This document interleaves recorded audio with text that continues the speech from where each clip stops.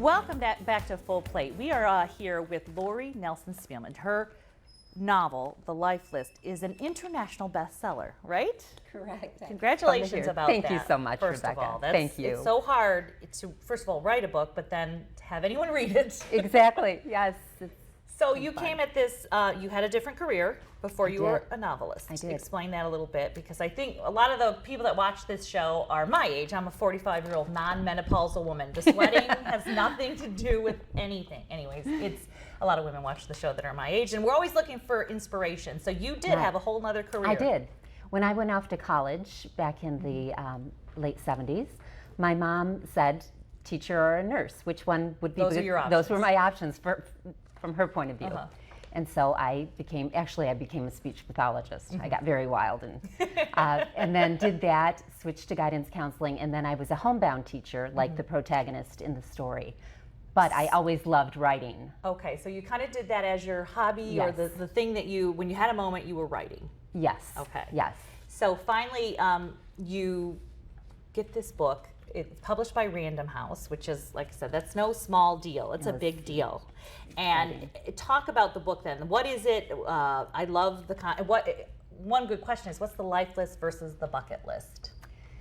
So the story is about a woman who has to go after the life list that she wrote when she was 14. And of course, she thinks she doesn't want these humble goals, and her mother is asking her to do that. People do say, oh, it's a book about a bucket list. But to me, there really is a difference. I think a life list is more of kind of a blueprint of how we want to live versus a bucket list, maybe things you want to check off. Go in a hot air balloon does not change your entire life. It's a fun thing, but you know, it's not, it isn't, it's different.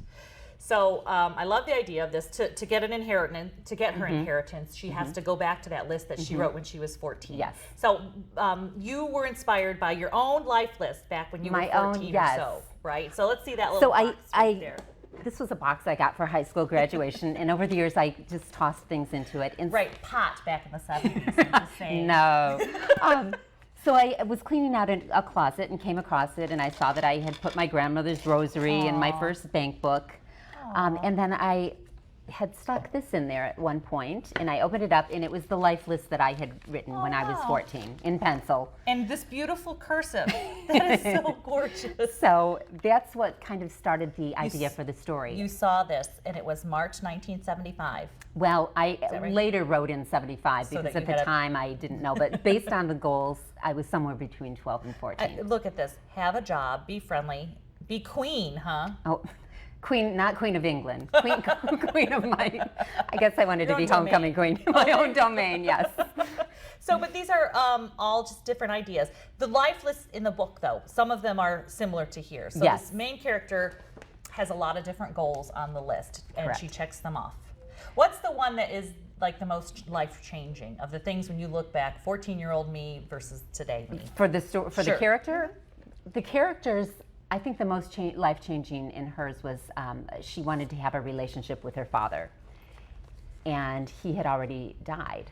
So many have that, though, too, have unresolved issues with parents that are no longer with us. So how does she, is that giving anything away? Well, there's a mystery involved in the novel where she finds her mother's journal, which is the journal on the cover of the book, and something is revealed in the journal that a family secret, and then she has another dad out there. So there's a little bit of. So there's a little, yes. So a lot of her goals she doesn't accomplish in the way you might expect. So writing the book, a lot of people, have that question then. How did you go about deciding, making the time to fit this into your busy life and into your goals that, okay, Lori's life list is to do this, to write this book. How did you manage to do it? Because I think that's hard. It is, and I think as women we feel selfish when we take time that's maybe will benefit nobody. We're always used to doing something for other people. So I started writing, I wrote a young adult novel, silly young adult novel, and then in women's fiction, took classes at a local community college, really got into it. But when I started writing this one, I loved it so much. I would come home, I was working full time, but I would just race home, and it was the first thing I wanted to do was get to my computer. So you knew there was something kind of bigger pushing you I forward. felt like it. I did feel like it. It was such a joy to write. What do you, I would imagine, it's a really nice book for book clubs because there's a lot to talk about, or Goodreads clubs. I'm going to add it to our little Goodreads that's so group. sweet. But it is something that we can all look back and say, what did I want to do versus what I am doing now? And some things are ridiculous. I mean, you know, Yes. Mary John Bon Jovi's probably on my list. I guess I can get that up. Unwillingly. Don't know. You may not. I'm still here, John. But yeah, I mean, other things though are you know things that you want to complete and have children, have a loving family, and all that kind of stuff. So you write this novel, and then the next step is, I think that people need to understand that there's rejection involved. Oh my gosh. And how did you deal with the first couple that said, I don't want this? I am the most thin-skinned person alive. Ask my husband. But for some reason, I just kept at it. And I remember a woman, I was in a little writing group, and she said, oh, I admire your tenacity, when she heard I was sending out another book. But I did. I kept at it. Had lots of heartbreak, especially with books my previous books. With this one, I could tell I was getting more nibbles. The object is to get an agent. Right, because you need an advocate in this huge crowded marketplace. And she's got a great agent, Jenny Bent. So you kept going with this one. I did. And it's rejection not of you, but of this particular book. So you move on to the next person that's going to be the right fit for you. And so now we have all these different versions, and that's why we can say international bestseller. How thrilling was it to see these different covers with these different it was so much fun. And they're all so different. Like this one's kind of a dark cover. Yeah. That's Israel, to a very whimsical, like a that's beach French. one. Yes. Oh, yes. Because in France, you just run around with an umbrella and happy as can be. Exactly. You're in France. What do you got to complain about? So it's been very fun.